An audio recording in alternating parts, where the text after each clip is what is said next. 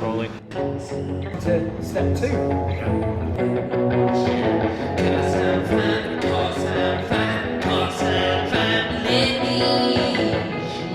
Today, we're going to be talking about barista etiquette.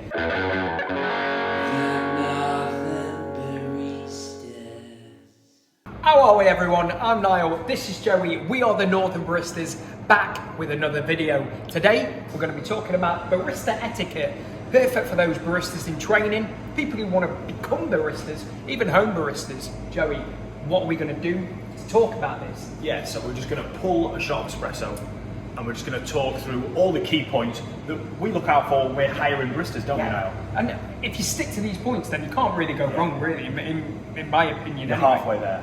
They're a bit like the musts, the do's, and the don'ts that you have to do while making a coffee. Perfect. So these are our 8. If you've got any more, drop them in the comment, guys.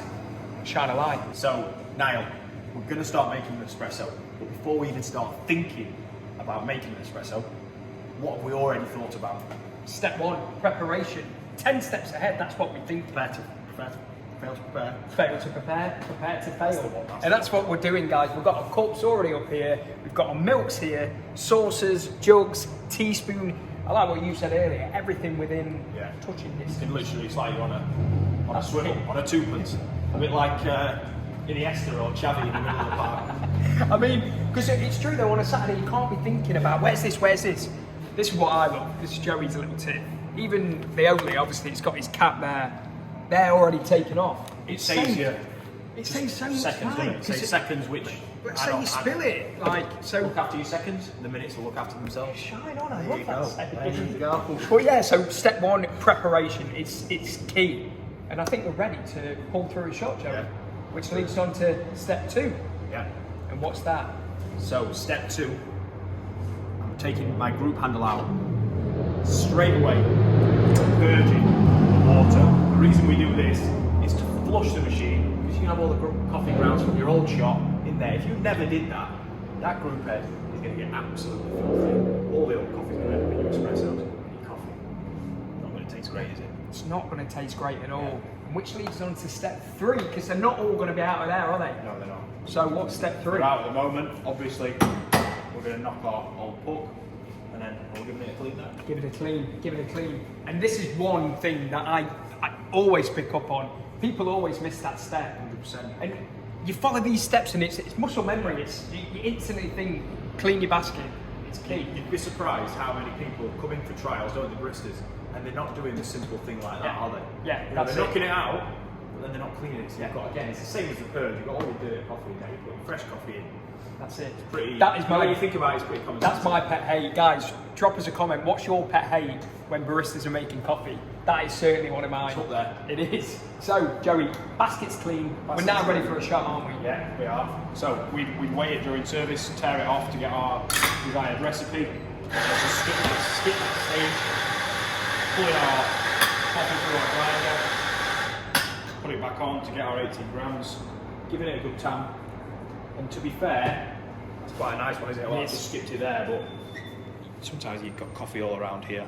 So we're just giving it just a quick one. Doesn't have to be anything special, just whip it off. Any coffee grounds around here for the exact same reason again. Step 4, get rid of your coffee grounds on here, because you'd be surprised, again, just to reiterate what you said, if there's grounds on here, there's only one way they're going, and that's up there.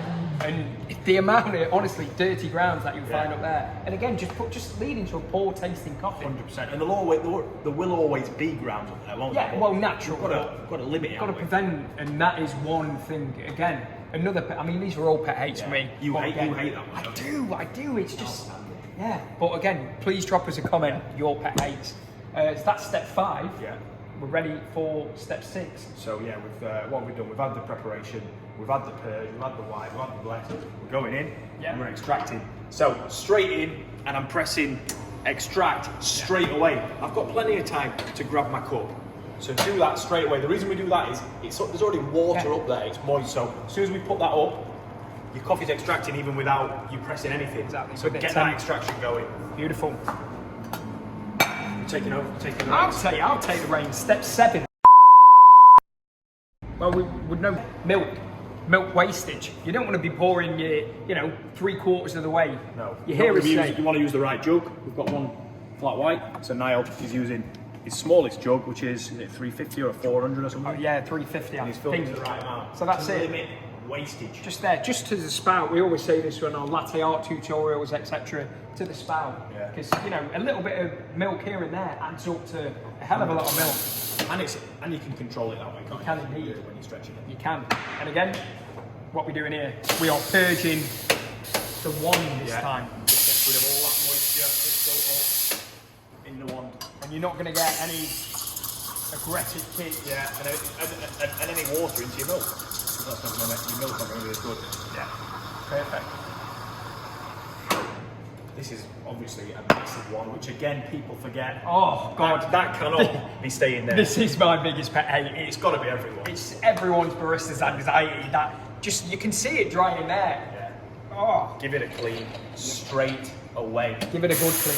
and give it a purge again because the milk will have gone up like it might. Get rid purge there is the final step, really, isn't it? Now It is. one finishes it off, and then to the money shot, We might as well have a pour, the latte art.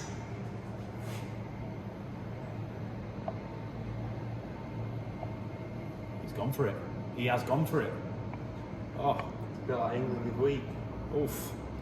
Shine on. Bit of a weird Rosetta there, but Nonetheless. Rosetta nonetheless.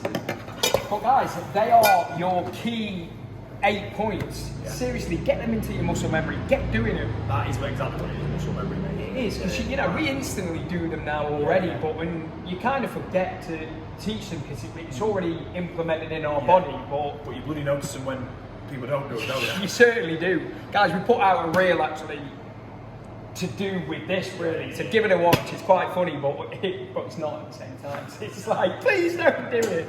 But guys, we've been the Northern Baristas. Please drop us a comment again. Your pet peeves when it comes to baristas making you a coffee. I've been Niall. Joey. Shine on.